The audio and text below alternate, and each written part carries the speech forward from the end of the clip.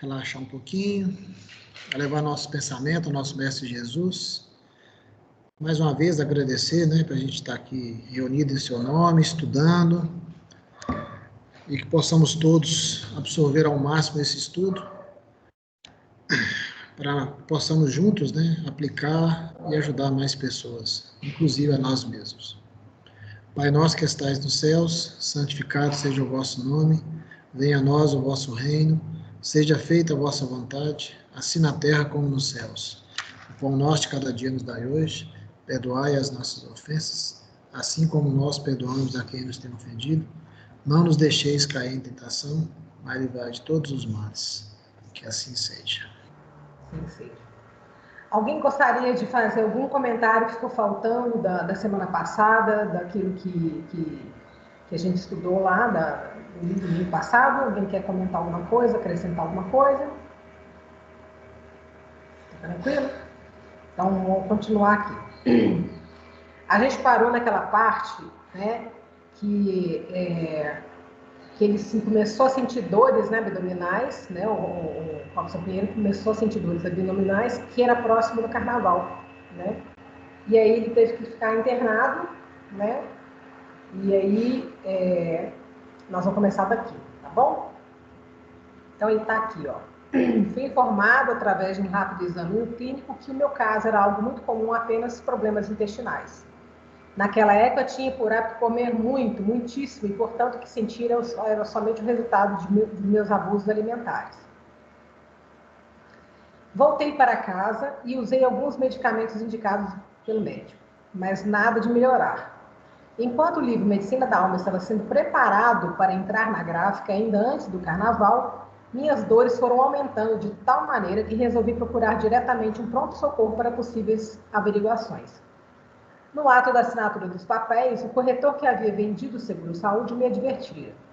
Olha, Robson, caso algum dia você precise se internar em Belo Horizonte, de forma alguma vai ao Hospital X, pois embora tenha recursos muito modernos e seja pioneiro em matéria de tecnologia, é atualmente o campeão mineiro de infecções hospitalares, de infecção hospitalar.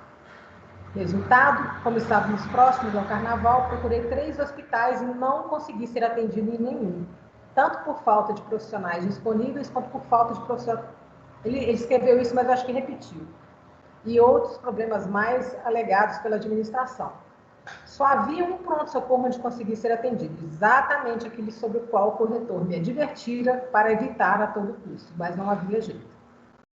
Então, eu fico pensando assim, mesmo em frente às maiores adversidades, a aparente falta de controle, que a gente fala, eu queria estar no hospital tal, não pude, eu queria estar em tal lugar, não estou, queria estar nessa situação, não estou. A gente tem que lembrar o seguinte, tudo tem uma razão, tudo tem uma explicação de acontecer da maneira que aconteceu. A gente tem uma visão muito simplificada, muito limitada, por estarmos encarnados, né? E de entendimento mesmo, de visão global das coisas. Que a gente não consegue entender o porquê que aquilo está sendo movimentado nos bastidores para aquilo acontecer daquela forma, né? Então, nós não sabemos o motivo do médium ter que ser internado exatamente na pior das opções de hospital de pronto-socorro, mas com certeza a espiritualidade sabe e se movimenta de acordo com o plano maior. Então, não estou falando que, tipo assim, tudo é milimetricamente controlado? Não, mas mesmo não sendo nosso controle, algum controle tem. A gente ainda fica muito preocupado com que as coisas têm que sair, às vezes, do jeito certinho que a gente queria, milimetricamente, se saiu, aí a gente desespera. O problema nosso é esse. Como não saiu como a gente planejou, como a gente tinha uma certa expectativa, a gente, às vezes, toma decisões precipitadas e acaba piorando uma situação que já era complicada. A gente tem que aprender um pouco a parar de brigar com a vida e deixar nas mãos de Deus certas coisas. É lógico que nós temos que fazer a nossa parte. Mas se a gente viu que fazendo a minha... Se eu vi que eu fiz a minha parte, fiz tudo que estava ao meu alcance, tudo que estava no meu controle fazer, e ainda assim não saiu do jeito que eu queria, então alguma razão tem. Então, relaxa, que a coisa vai acontecer de um jeito que mais para frente talvez a gente entenda, né? Alguém quer comentar alguma coisa nesse pedaço? O que eu vi aí, Aline, tipo assim, é isso que você acabou de falar aí mesmo, né? Eu acho que tinha que acontecer isso daquela forma para que ele, o Robson Pinheiro, passasse por aquela situação. Ele tinha que provar na pele, A né? insegurança, o medo, É uma né? série de coisas, né? Inclusive a própria enfermidade, para que depois a espiritualidade, como vai ficar comprovado no final da leitura, atuasse ali, né? Tipo assim, Exatamente. eu acho que E aquele outra local. coisa, a gente tem que entender que é o seguinte, a gente é levado a estar nos lugares certos. Por mais que a gente ache que não estava, o hospital é ruim, o hospital não é adequado, alguma razão tem. Tipo assim, por que então foi... Porque se a gente fosse falar, se houvesse uma... Como é que fala? Se a espiritualidade começasse, tipo assim, não, vamos amaciar daqui, vamos amaciar dali, a gente... É como se a espiritualidade fizesse tudo que a gente quisesse, né? Que a gente... ah, não, ele não gosta desse hospital, deixa eu dar deixei umas pausinhas para ele ir para o hospital que ele gosta. Ô, gente, vamos descer daí, né? Não é bem assim, não, né? Mas alguém quer comentar? Então, continuando aqui. As dores pioraram gradativamente e naquele instante eu já não conseguia andar. Fui literalmente carregado por um amigo. Diagnóstico: apêndice supural. Precisava ser operado imediatamente, do contrário não haveria possibilidade de sobreviver. Como não havia outro jeito, fui internado ali mesmo em caráter de urgência, nem sei direito que se fizeram todo o pré-operatório necessário. Naquela época eu estava com taxas altas de glicose, porém eu não me recordo de haver sido indagado a respeito pela equipe médica responsável. Aí eu faço um adendo aqui, que a gente deve ter muito cuidado com a nossa saúde, com o equilíbrio do nosso corpo, fisicamente e energeticamente, pois não temos como saber quando seremos chamados ao testemunho. Se sofrermos um acidente, quebrarmos uma perna, um braço, etc., é muito melhor para a equipe médica trabalhar com um corpo equilibrado e saudável no caso de uma cirurgia do que dificultarmos o trabalho dos médicos com pressão alta, diabetes, colesterol muito alto, correndo riscos cirúrgicos e até risco de morte. Sem contar que o nosso corpo é formado por trilhões de seres vivos em evolução que recebem essa intelectualização diariamente. Como estamos tratando esses seres? O que estamos ensinando a eles? Como estamos interferindo em sua evolução? Estamos ajudando ou atrasando a nossa jornada, a jornada deles? Então, esse é um ponto que eu acho que todo mundo devia comentar, devia fazer uma reflexão, e quem quiser falar agora, fique à vontade, porque a gente trata muito mal o corpo da gente. E a gente tem a responsabilidade, né, de cuidar bem desse organismo, desse ser, né, do corpo, né, que é um aglomerado de seres, na verdade. E eu falo por experiência no seguinte sentido.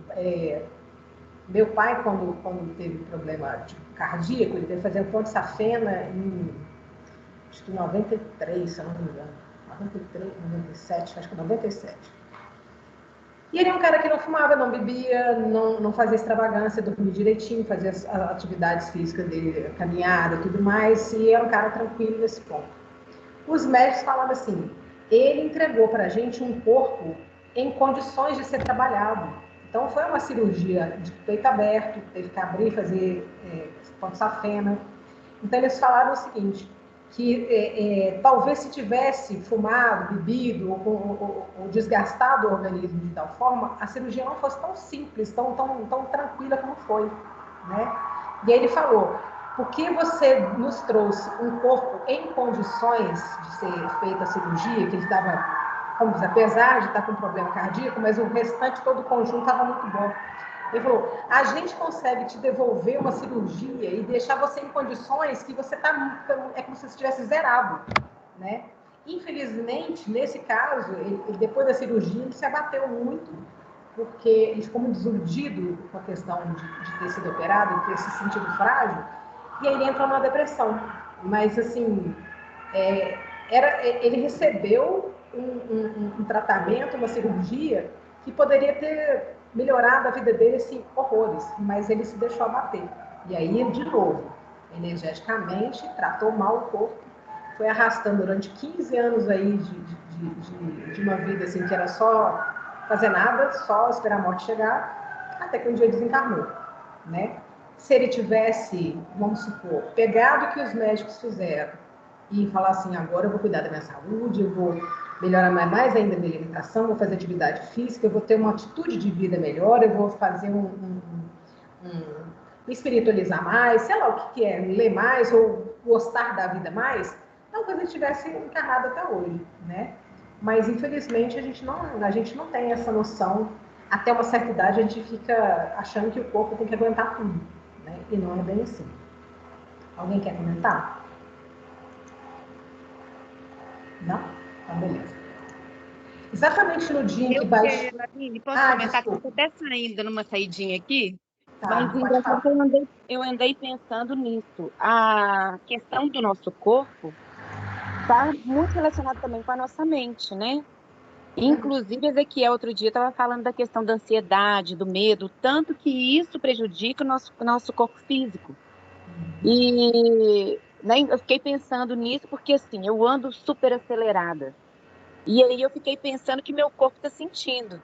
Então, essa questão da ansiedade, de estar acelerada, acho que é tudo, a gente é né, um conjunto. Então, essa relação, né, da ansiedade, do medo, também com o nosso corpo, a gente tem que começar. E aí eu fico pensando assim, tem consciência agora, né? Agora que eu já estou sentindo no meu corpo o efeito de toda a vida que eu já levei até agora dessa maneira, sempre é tempo de eu melhorar, né? Tem Mas como reverter, exatamente. pelo menos desacelerar esse processo de 100%, por exemplo, eu lembro que Ezequiel falou que não tem jeito, né? Porque a gente fica com marcas no nosso corpo e que, às vezes, não tem como reverter, né? Mas você 100%. Então, lembra do comentário que ele falou lá, que eu fiz semana passada, né? Que a gente estava no atendimento, na quarta-feira, e ele falou assim, essa pessoa tinha que viver até os 85 anos. Porque ela desgastou, ela não vai chegar nem nos 80. Eu falei assim, mas e se ela reverter agora? Eu falei, agora ela vai, se ela reverter a situação de fazer uma dieta, melhorar a atitude dela, parar com a ansiedade, comer direito, fazer atividade física, todo o conjunto, né? Aí ela consegue. Ela não vai chegar de novo aos 85, mas ela não vai chegar também a menos de 80. Ela pode chegar a uns 83, 84, porque o dano já tinha sido feito. Aí eu falei para ele, mas e se ela for além de melhorar toda a alimentação, atividade física, maneira de pensar, maneira de conduta, de diminuir a ansiedade e tudo mais, e ainda por cima se engajar num trabalho um trabalho amor, igual ele fala, né? Um trabalho voluntário, e começar a pensar em fazer caridade, em trabalhar pelo próximo, e tudo mais. Aí ele pode ganhar uma moratória de 10 anos acima do tempo que ela teria programado. Então, assim, é possível reverter, mas exige um trabalho grande da parte da pessoa. Exige da pessoa uma mudança completa. E às vezes nem sempre a gente está disposto a fazer essa mudança e ter esse trabalho, esse esforço todo. Estela, você quer falar? Eu acredito que ninguém usa direitinho o tempo que ganhou aqui na Terra, o fluido vital. Você tem um fluido vital para viver até 80, vamos supor. Eu acho que todo mundo gasta esse fluido antes da hora. Sim. Porque até a gente entender como que as coisas são, como que a gente deve levar a vida, a gente já fez um monte de coisa que já queimou um excesso de fluido vital. Mas igual eu falei, então, eu acho que a maioria... Se fizer um trabalho num esforço realmente sério, não só você consegue reverter, como você consegue ultrapassar. Mas aí depende do trabalho hercúleo, né? Eu acho que a maioria dos seres vivos, até os homens, né, os inteligentes, eles não vivem o tempo que tem que viver. Eles queimam muito fluido vital antes e acabam morrendo antes do tempo. Antes da projeção que era antes original. Da projeção. E por causa desse desconhecimento, às vezes. Né? A maioria das vezes. Ele mesmo, Ezequiel mesmo fala pra gente que a ansiedade, ela consome uma quantidade de minerais importantíssimos do organismo da gente. Então, você acaba ficando abaixo do mineral, aí é aquele efeito dominó, né, no corpo, né? Que aí você começa a ter uma série de problemas de saúde, baixa imunidade, aí você começa a ter doença e por aí vai, né? Tranquilo, gente? Então, continuando aqui. Exatamente no dia em que baixei ao hospital para me submeter à cirurgia, o livro Medicina da Alma dava entrada na gráfica. cujos funcionários trabalhariam durante o feriado para produzir. Lembro-me que, após a cirurgia, ouvi algumas vozes ao longe e me senti, de fato, deslizando, levitando. Minha primeira conclusão lógica é que havia desencarnado, pois me senti algo tonto, leve, o que atribuí imediatamente ao fato de já estar no plano espiritual. Uma voz de timbre suave, pendendo para tons agudos, falava-me: meu filho, fique tranquilo, as dores já se foram. Durma agora e esqueça o passado. Já acabou todo o sofrimento. Julguei que ouvia a voz de Sheila, espírito que trabalhava junto com Joseph Geber. Nesse momento, supus minha suspeita se confirmar. Estava desencarnado, morto mesmo. E Sheila estava a me receber. Quanta honra! Aí é aquela coisa, né, gente? Vaidade é uma coisa que é inerente ao ser humano, né? Nosso conjunto de obras é tão grande, tão excelente assim, para que sejamos recebidos por espíritos de luz dessa magnitude. Para merecer, precisamos trabalhar primeiro, né, gente? Então, essa pergunta já foi feita várias vezes lá no centro, né? Como é que vocês acham que vocês desencarnando, vocês vão ser... O que vocês vão encontrar? O Ezequiel vive perguntando isso para a gente, né? Isso passou em todas as reuniões mediúnicas, essa pergunta foi feita. E é lógico que a gente imagina, assim, que a gente ouve falar que os espíritas dão mais trabalho do que o normal, né? E é bem comum que isso aconteça mesmo. Mas é aquela história. A gente também, por outro lado, vai em dois extremos opostos. Ou a gente acha que vai para o umbral direto, ou a gente acha que o próprio Ezequiel vai receber a gente lá e botar na casa dele, igual ele fala, né? Fazer a festa dentro da casa dele. Que ele está cheio de quarto na casa dele, que está querendo receber pessoas lá, mas ninguém chega nesse nível, né? Então, é aquela coisa, né, gente? A gente tem que ter a humildade de entender qual é o nosso tamanho, né? Não é nem umbral demais, nem casa de Ezequiel. Então, vão ter, como diz, uma expectativa mediana aí da coisa, porque a gente é muito vaidoso mesmo. Alguém quer comentar? Não? Então, continua. Mas foi arrancada abruptamente de minha ilusão. Robson, acorda, ocorreu algo durante sua cirurgia. Você está sendo encaminhado ao CTI. Senti uma mão a sacudir-me de modo mais intenso e a voz parecia me arrancar do transe da morte. Abri os olhos e vi que não estava morto coisa alguma. Não sem antes cruzar meu pensamento por um instante a ideia de que estava no umbral. Ah lá, já foi de um lado para o outro, né? Com aquele homem barbudo de aspecto rude dirigindo-se a mim. Então, assim, do céu ele já caiu logo no inferno. Ou ele estava com a Sheila ou ele estava no umbral. Era o médico que fizera a cirurgia. Abri os olhos, mas imediatamente perdi a consciência e entrei em coma durante os próximos 19 dias em que fiquei internado em estado grave. Durante esse período, foi requerida a presença de meus familiares, que vieram do interior especialmente para o meu funeral. Olha isso. Minha família toda evangélica, sem exceção, estava atordoada e só pensava em despedir-se de mim. Eu, desdobrado, achava-me no teto do CTI e presenciava tudo pensando: que povo besta, estou tão bem, eles estão chorando assim? Eles é que precisam de ajuda. Numa dessas visitas ao CTI, minha irmã dirigia-se aos prantos ao meu corpo inerte. Pode morrer em paz, meu irmão, não se preocupe conosco, Jesus vai lhe socorrer. E numa outra ocasião, imagina você escutando isso, gente. É um comentário que eu faço também nesse ponto. A gente tem que ter muito cuidado quando a gente visita pessoas no hospital, porque a gente pode desequilibrar a pessoa num nível, né? A gente viu lá no livro do Obreiros, né, o Dimas, o tanto que ele estava desequilibrado pelos comentários e as energias das pessoas em volta, né? Mesma coisa vale para o hospital, né? A gente tem que ter uma atitude de serenidade, de esperança e tal. Em momento algum já dá a coisa por vencido, porque isso aqui é a minha fala. Às vezes está marcado para desencarnar, no último minuto a coisa muda e recebe outra ordem, quando você vê já está mudando totalmente o esquema. E é aquela coisa da moratória. Às vezes chegou na ficha da pessoa lá que o trabalho que ela realizou mereceu uma moratória aí de uns 2, 3 meses, 5 anos, sei lá o quê, né? Então a gente tem que ter muita serenidade para lidar com o hospital nesse ponto.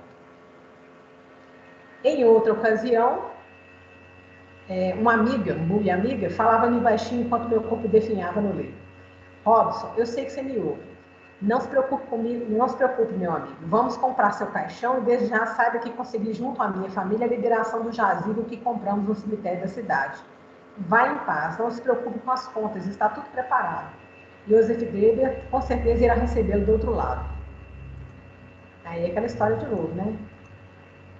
Aí, se a pessoa, vamos supor, ela não está entendendo, no caso do Robson, né? Por mais que ele era espírita, médium e tudo mais, Ele não tinha como saber o que ia acontecer com ele ali naquele momento ali, se ele ia desencarnar ou não, né? Mas, pelo menos, ela deixou ele descansado a respeito da questão do sepultamento, né? Pelo menos alguma coisa ajudou, né? Agora, Joseph Goebbels, com certeza irá recebê-lo do outro lado. Quem pode falar isso? Ninguém pode. A gente não pode assumir nada nesse sentido, né? Alguém quer comentar alguma coisa? Tranquilo? Então, beleza. Miserável, pensava eu desdobrado. Será que não sabem que, apesar de ser espírita, eu detesto a ideia de me transformar em espírito? Estão tão bem vocês mangando de mim. De novo, olha como é que a atitude espírita, é lógico que a gente não tem pressa de morrer, né, gente? Não, lógico, ninguém aqui tá com pressa, não tem medo, não tá com pressa. Mas a maior parte da gente, a gente tem morre de medo. Fala que você vai morrer amanhã, pra você ver se você não desequilibra. Se alguém te desse um diagnóstico de uma doença terminal, você fala assim, você tem uma semana de vida. Qual que é a atitude que você ia ter? Com certeza a gente descabelar. Com certeza a gente ia pensar em tudo que a gente não fez, que a gente devia ter feito, as pessoas que a gente não conversou, que a gente devia ter conversado, as pessoas que a gente não perdoou, as pessoas que a gente não pediu perdão. Se a gente for ver, por que a gente não prefere passar a vida resolvendo essas coisas antes de desencarnar, do que ficar pensando em desequilibrado depois que desencarnar, que você deixou de fazer uma coisa ou não, né? Então começa hoje. Se você tem alguém que você tem algum desafeto, vai lá falar com a pessoa, esclarece, converse, tenta fazer a sua parte pelo menos, vai viver bem com quem está do seu lado, vai, como diz, tornar a vida mais tranquila, né? Mais, como diz, seja mais amável com as pessoas. Faz isso enquanto você está com vida. Vida assim, no sentido física, né? Não deixa para fazer, ficar arrependendo depois de desencarnar. Não, nós estamos acordados, não estamos vivos, não estamos recebendo esse monte de ensinamento. Então, por que a gente não põe em prática? Por que a gente ainda fica com orgulho de não pedir perdão ou de não conversar com a pessoa? O que a pessoa vai pensar de mim ou qualquer coisa desse tipo? Entendeu? Então, vamos viver agora o que a gente não quer que aconteça depois como dizem, de desencarnar. Se a gente tem alguma pendenga com alguém, vamos resolver agora. Entendeu? Alguém quer comentar? Não? Então, vamos continuar. Aí, no caso dela aqui, ele falar até essa ideia de se transformar em espírito, estou tão bem, vocês mangando de mim. A espiritualidade não perde viagem. Aqui vemos o trabalho feito com o médium, com a família do médium e com os amigos da seara espírita. Todos são colocados à prova e testados em suas reações, nível de conhecimento, serenidade e equilíbrio. São situações assim que nos mostram em que grau de maturidade estamos, enquanto estamos suficientemente amadurecidos ou não.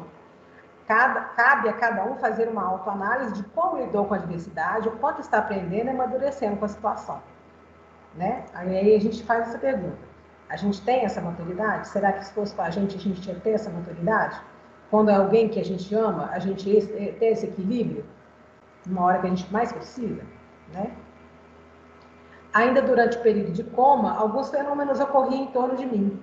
Médicos não conseguiam chegar muito perto, pois de um momento para o outro pareciam ser barrados por algum campo de força invisível. Olha que interessante isso. O amigo Marcos Leão advertiu os médicos: não tentem entender o que está ocorrendo, vocês com certeza não conseguiriam. E aí uma lição importantíssima para sensibilizar os médicos, muitos deles muito materialistas, que acreditam que apenas naquilo que pode explicar pela ciência humana da Terra. Aqui eles batem de frente com algo que foge às explicações mundanas e começam a refletir se existe algo mais do que simplesmente uma máquina biológica ali. Né? E aí você vê que a espiritualidade está trabalhando. Por que cada um foi chamado ali? Por que foram 19 dias? Tinha esse período de 19 dias, eu fico imaginando que estava tudo programado, assim, ó, a família vai ter que vir, aí vai acontecer isso, ele vai ver isso, a família vai pensar isso, os amigos espíritas vão pensar isso assim, vão testar a família espírita, os amigos espíritas, e vão colocar os médicos à prova. Tipo assim, o que eles estão pensando? O que eles estão achando? Acho que vai resolver desse jeito, só internando e resolvendo? E aí, você vê que a espiritualidade, ela está, como diz, cutucando todo mundo ali, né? Alguém quer comentar? Gente, vocês não querem comentar nada? Tá difícil, hein? Tudo bem. Daqui a pouco. Certo dia, quando meu pai e minha irmã foram convocados pelo médico de plantão para uma conversa mais franca e definitiva no respeito, quer dizer, desligar os aparelhos que minha irmã mantinham vivo, a enfermeira chegou correndo, requisitando a imediata presença do médico. Eu havia me sentado sobre a maca depois de longos 19 dias de coma. Estava arrancando os fios ligados a mim e falava num idioma desconhecido. Joseph Gleiber, incorporado, retirava-me do CTI. Eu estou retirando minha médium dessa cama, anunciava ele num sotaque carregado, misto de Yiddish. Yiddish, gente, é uma língua familiar e de comunicação das populações judaicas na Europa Oriental. E ela foi levada depois pelos judeus imigrantes para os Estados Unidos e para a América do Sul. Então, é um idioma judeu, né? Alemão e português. Ele misturou o Yiddish, alemão e português, segundo me relatou mais tarde quem presenciou o fato. E aí continuou. Indique 1/4 para levar minha médium. A gente vê, a gente lembra do Plínio quando fala sobre, quando o Joseph Gleiber fala com ele, né, através dele, você vê que ele troca os artigos, é tipo do alemão mesmo fazer isso, né? Então, aí já estava misturando, ou seja, qual que é a possibilidade de uma pessoa como o Robson Pinheiro falar alemão ou um dialeto judaico, né, numa situação daquela, após acordar de um coma, né? Então, tem muita coisa que a gente fica pensando assim, o médico vai olhar para aqui e falar assim, esse cara tá doido, né? Mas se não tá doido, ele tá falando numa coisa, tá falando aqui, ó, vou tirar o médium dessa cama e eu quero levar para o quarto. Ele quer que leve ele para o quarto. O espírito havia interferido de tal maneira de que todos se afastaram, limitando-se a indicar um dos apartamentos ao qual eu fosse levado. Aí tem aquela parte que os médicos não chegavam perto dele, né? Que ficou uma espécie de campo de força em volta dele que não deixava chegar. E logo em seguida ele vem incorporado e já quer sair do coma, quer sair do quarto, da CTI, quer ir para o quarto, né? Me conta, que médico que vai entender uma coisa dessa? Ninguém vai entender, né? A não ser que seja espírita. E tem hora que eu fico pensando assim, tem muitas coisas que a gente acha que a pessoa enlouqueceu, que a pessoa pirou, mas na verdade é pura incorporação, né? Se você for olhar a doença, que o pessoal acha que a pessoa é esquizofrênica, que a pessoa é isso, que a pessoa é aquilo, não, é uma mediunidade pura, né? E aí, se você prestar atenção no que está sendo falado, como está sendo falado, você vê que não é a pessoa que está ali, é outro espírito, está incorporado e falando através dele, né? Em vez da gente taxar as pessoas de doida, de insana, a gente tem que prestar atenção nisso. Alguém quer comentar?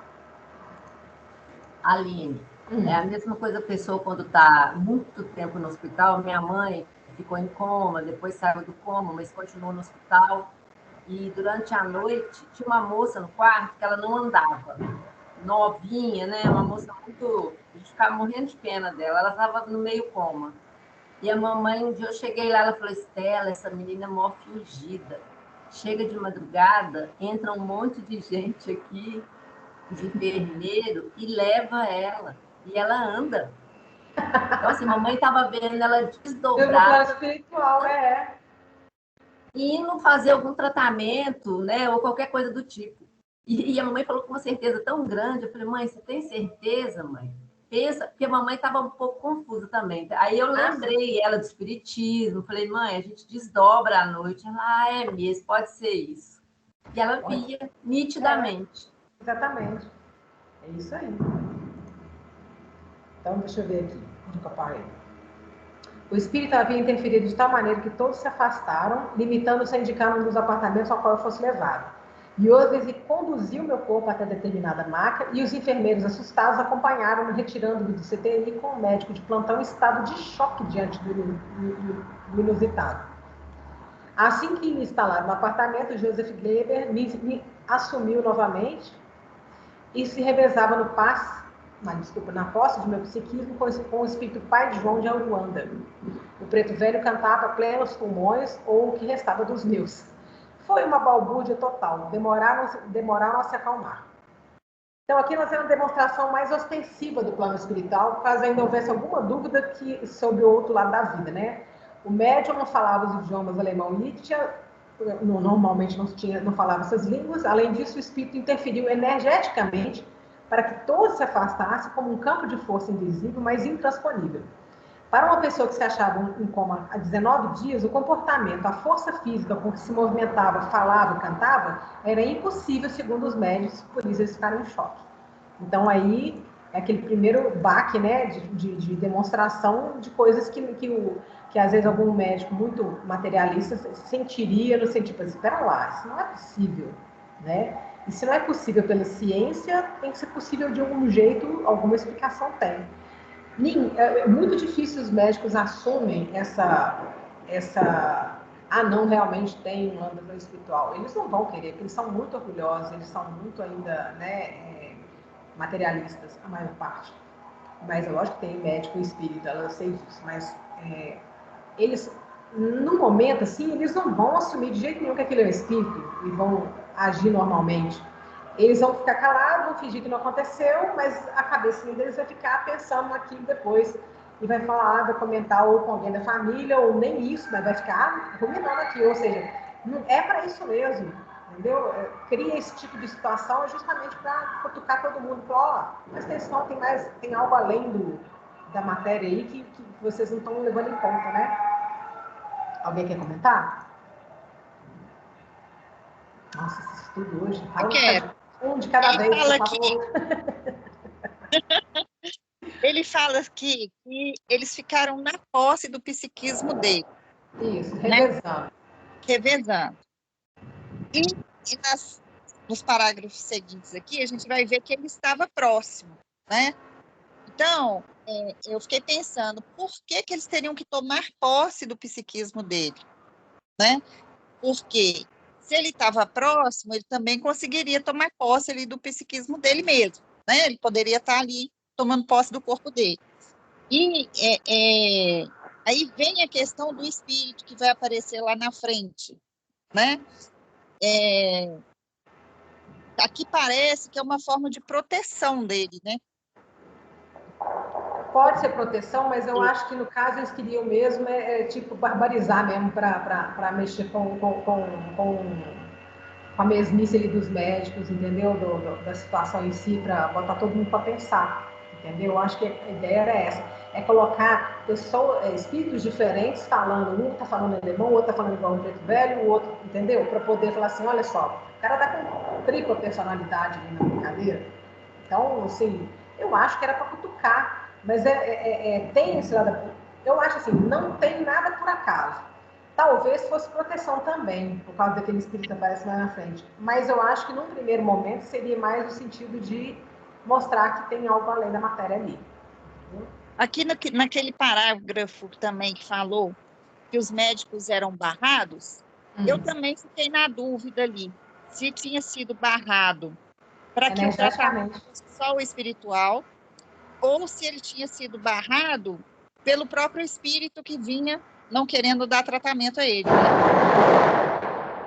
Aí eu fiquei meio assim, na dúvida. É lógico que a espiritualidade deixou, mas será que também não teve uma interferência? Eu acho que havia controle da espiritualidade, sim. Nos dois casos. Se a gente colocar esse espírito que era um obsessor como tomando frente ali, impedindo que ele melhorasse, ele não deixaria os médicos chegar perto.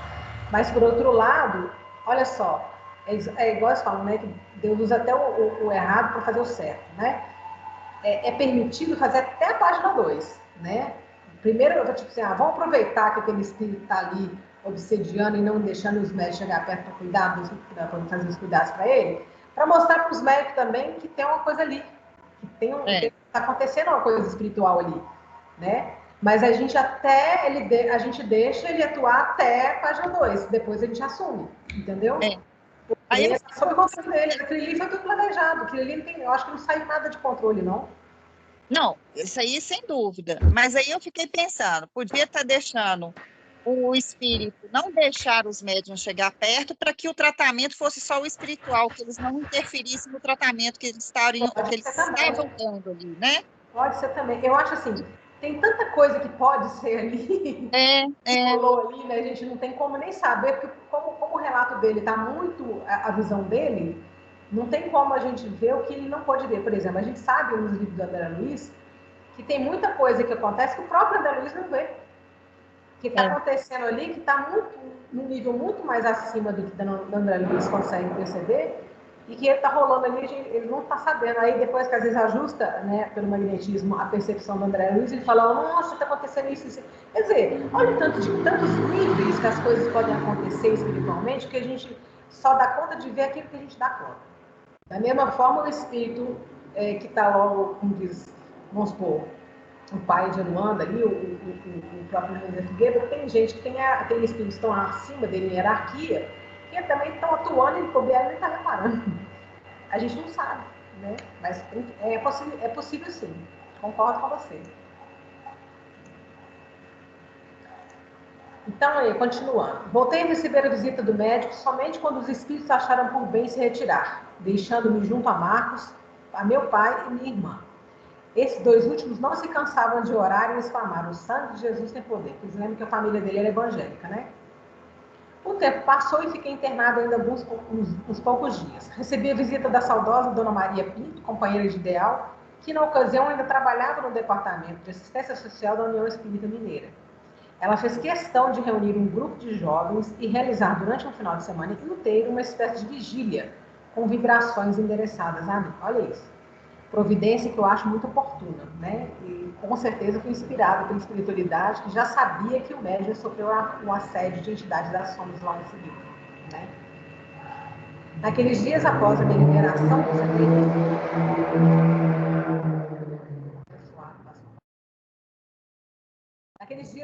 minha liberação, libertação do CTI, fui também visitado por um espírito interessante. Apresentava-se a minha visão vestido de uma roupa verde escura, com aspecto sujo, que fazia um ruído peculiar ao se movimentar como se fosse feito de plástico grosso ou lona. Havia ainda um odor desagradável que emanava de sua aura. Ele me torturava com ameaças, dizendo que acabaria com a minha vida. E eu, nada evangelizado, enfrentava o espírito eu pedi um pedaço aqui, do que podia, considerando o físico debilitado. Dessa da maneira que podia, né? Considerando o físico debilitado. E aí ele falou, olha só a maneira que ele se dirigiu ao espírito. Você não se atreva a tentar colocar fim à minha vida, pois se conseguir, eu estarei na mesma dimensão que a sua. Aí veremos quem é pior, você ou eu. Não pense que estou no espiritismo porque sou uma pessoa boa. Estou na doutrina deste momento porque preciso melhorar. Essa frase, gente, caiu assim, né, com a lua. Caso eu aposte do outro lado por interferência sua, eu é que serei seu perseguidor. Aí, uns adendos aí, né, gente? Primeiro que ele não tinha a menor ideia de quem era esse espírito. E aí, se atreveu a falar de uma forma, né? Como ele falou, nada, pelo menos ele como diz, considera nada evangelizado, né? E realmente não é, né? E aí ele falou que vai ver quem era pior, você ou eu. E não pense que estou no espiritismo porque sou uma pessoa boa. Estou na doutrina neste momento porque preciso melhorar. Isso aqui já é um seminário, né, gente? É impressionante que essa fala dele foi incrível. A gente tem essa coisa mesmo de não tomar cuidado com as coisas que a gente fala ou a maneira que a gente reage, né? Então a gente tem que tomar muito cuidado. Oi. Mais um caso da mamãe. Uma das vezes que ela saiu do CTI, ela foi para um pré-CTI, um lugar onde ficavam várias pessoas, assim, separando. É um pré-CTI. E aí, um dia nós chegamos lá para visitá-la, ela falou assim, Estela, você está vendo aquele corvo ali em cima do soro daquele moço? Eu não estava vendo nada, né? Aí eu falei, mãe, e ele tá bravo? Como é que ele tá? Não, ele dá uma revoada aqui. Eu não tenho medo dele, não. Ele dá uma revoada e continua em cima do soro dele, daquele negócio do soro. Olha bem, como que a visão dela, ela estava mais para lá do que para cá, né? Então ela estava assim, muito suscetível a ver, né? Até essas visões. Acontece. E aí, a nossa postura diante disso, a gente tem que ter muito cuidado, gente, porque, primeiro, né, a gente não sabe com quem que a gente está lidando. E segundo, que a maneira que a gente, eu falo isso muito para quem é dialogador aqui, sabe disso.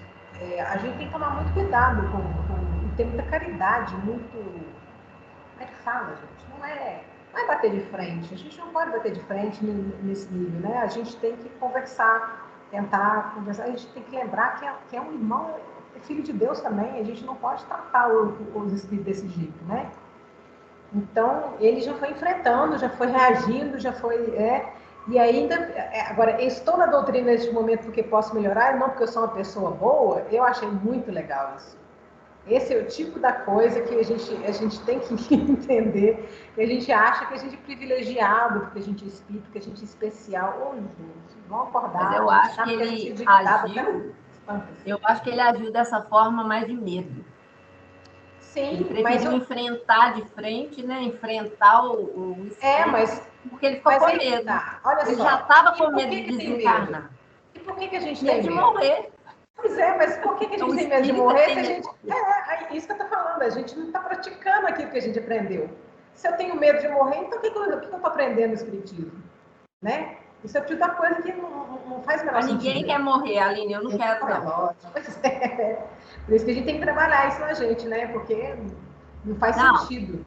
Eu acho que a gente não deve ficar pensando nisso. Eu não fico pensando nisso. Se eu vou morrer amanhã. Só assim, eu perdi uma amiga minha agora, esse final de semana, de dengue. Uma menina nova, cheia de vida.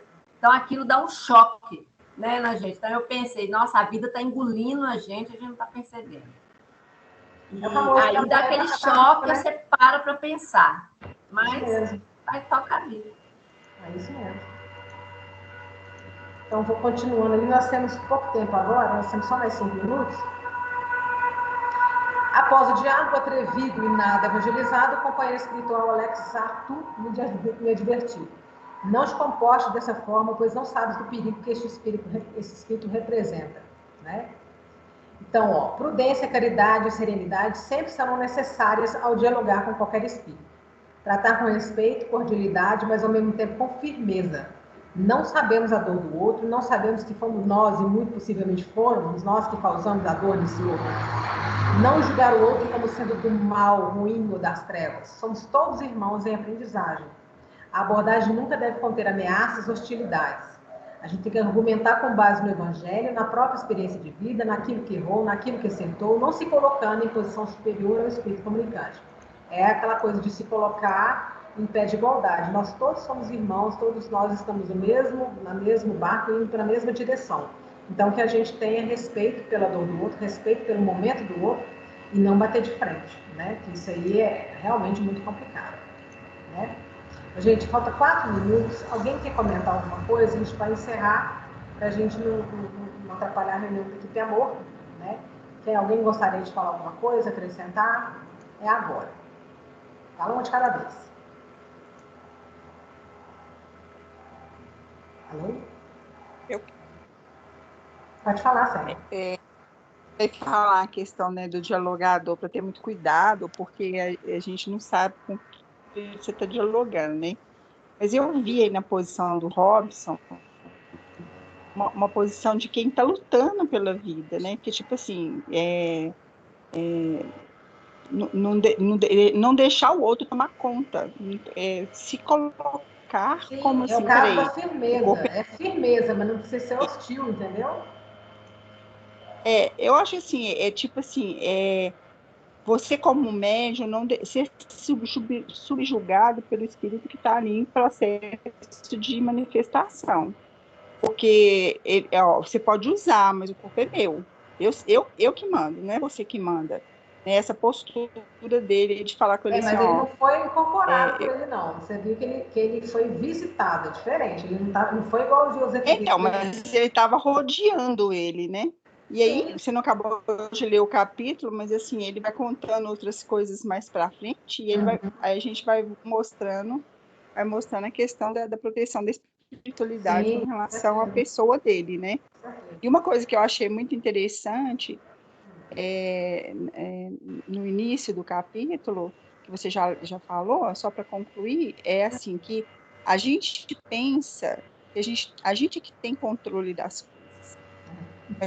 As coisas vão caindo como cascata, né? Então, as coisas vão acontecendo como cascata. Então, foi coincidência? Não foi. Igual você falou do plano de saúde, né?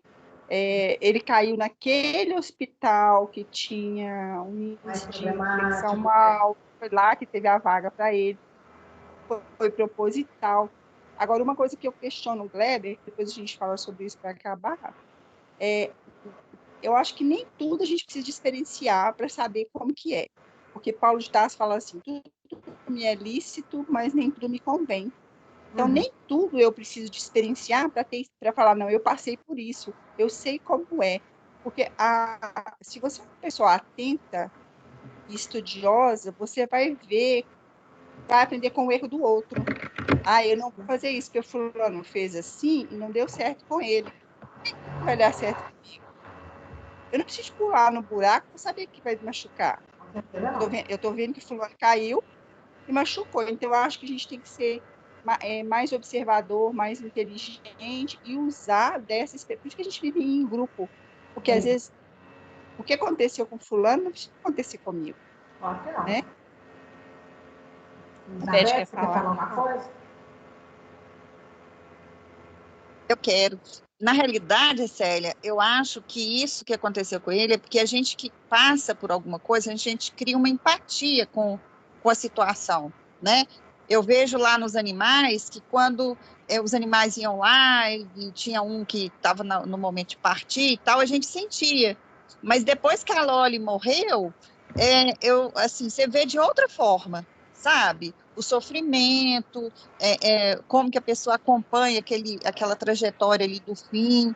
Então, assim, eu acho que a empatia você sabe que diferente. Foi por isso que Jesus falou, né?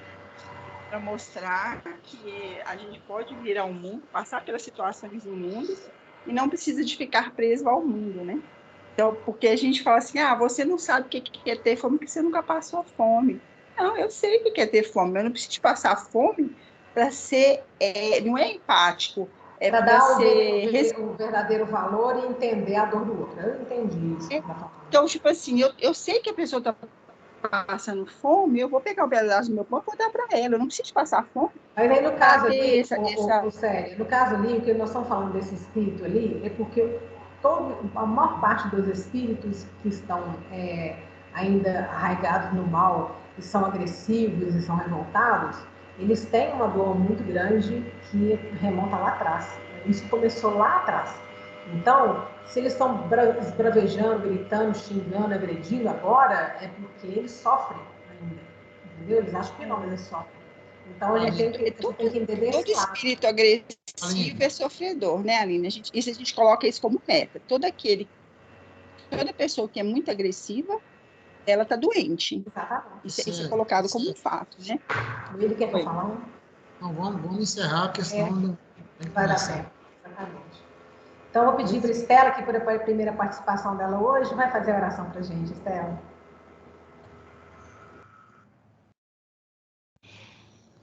Então, vamos agradecer a Deus mais essa oportunidade de estudo, de trabalho, que quando nós estamos estudando, nós estamos instruindo também aqueles espíritos que estão ao nosso redor. Isso também é um trabalho nosso.